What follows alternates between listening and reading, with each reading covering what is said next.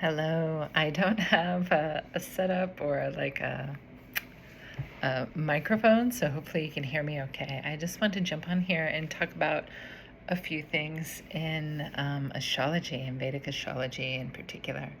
Um, on March 22nd, Venus retrograde is in Aries, and Venus is the planet of love, beauty, relationships, and it's turning retrograde, signaling a period of reflection in relationships and finances, which for me is timing on cue, on point, and of our personal values and our value system. So expect themes of reevaluating love in relationship and in relationship to ourselves, past relationships, maybe even resurfacing a little bit for some people, and financial reconsiderations.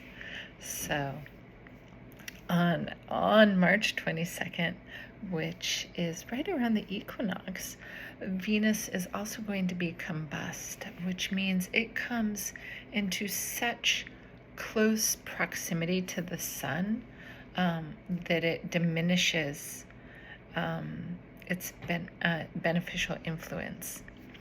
So this can lead to ego clashes in relationships, maybe creative blockages, and increased focused on self-love rather than external validation.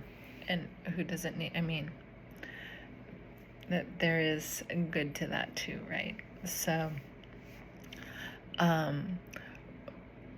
my advice through the Venus retrograde and combustion with the sun coming up here is to avoid making any kind of impulsive relationship decisions or financial investments during this time. Instead, focus on your self-care, your spiritual practices, and your inner alignment. Then, after that, towards the end of the month, on the 29th, Saturn is at the very edge of Aquarius before shifting into Pisces.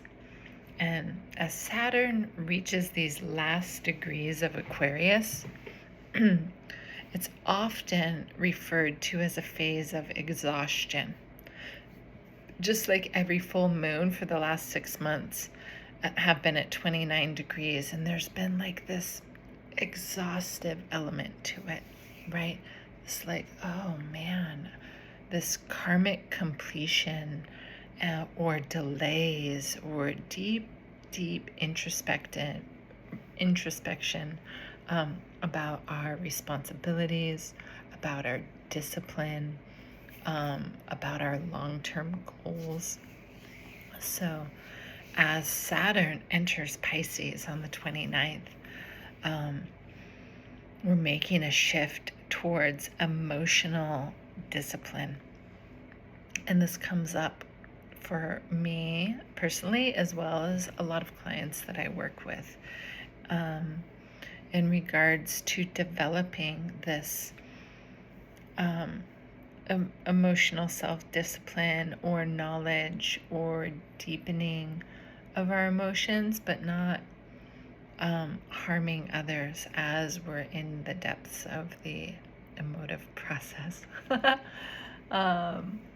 Or just seeing emotions as they are, as something temporary, that they come and go, they ebb and flow. And so this leads to spiritual maturity. And so when we reach new spiritual highs or heights, there's a reevaluation. There's an evaluation process, a reevaluating of our path, of our dreams, of our focus sometimes. Like we just, when we evolve spiritually, this is a way of karmic cleansing, a karmic cleansing of the oceans, especially coming into Pisces, which is a water sign, right? So there's releasing the rigid structures that we have for ourselves and embracing this intuitive wisdom. I know for me, even, like, I talk about self-discipline and self-love a lot, but also with that,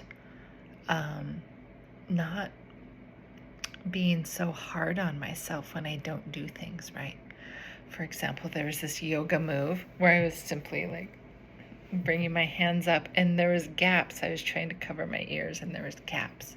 And then I found myself trying to move to close the gaps or do something with the gaps instead of just simply noticing that there's gaps and that's okay. So just notice the gaps. Notice how we move, how we manipulate, how we release the structures that hold us back from embracing our inner wisdom. And so,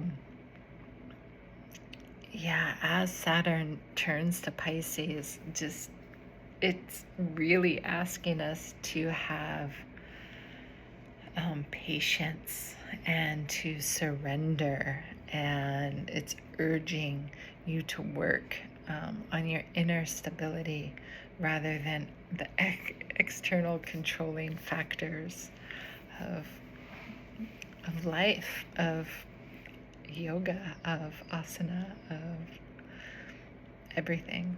So overall, just the whole energies of this end of the month, as Saturn's leaving Aquarius and wrapping up the lessons from the past few years, really, and Venus retrograde in combustion, urging us for this deep, deep inner reflection in love and money matters. It's time for a true recalibration. Ultimately, love and money matters are a spiritual aspect of ourselves too. It's practical, right? We're in the world, but during this spiritual recalibration, let's avoid rash decisions and prioritize our inner growth. Notice your emotional intensity or increases as Pisces energy takes over. And notice, maybe just practice letting go of this logic and emphasizing your intuition and the ebb and flow of your own life and path.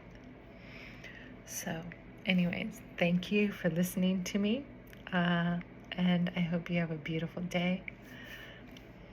Many blessings to you.